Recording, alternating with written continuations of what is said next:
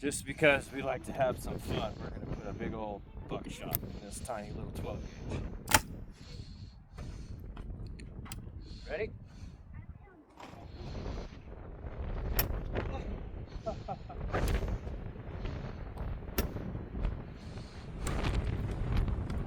Dead. Hold on.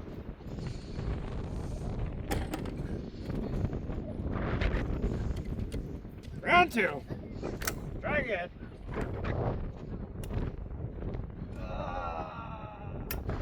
What?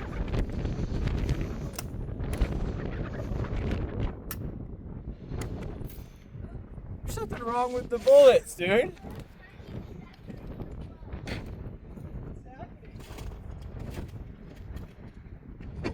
I didn't store my ammo properly, apparently. Round three. This one's gonna go. I know it's gonna go. Ready? Oh!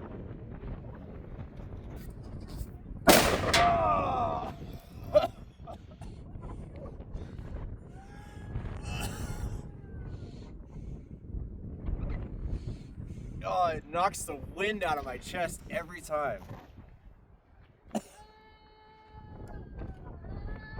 Ugh.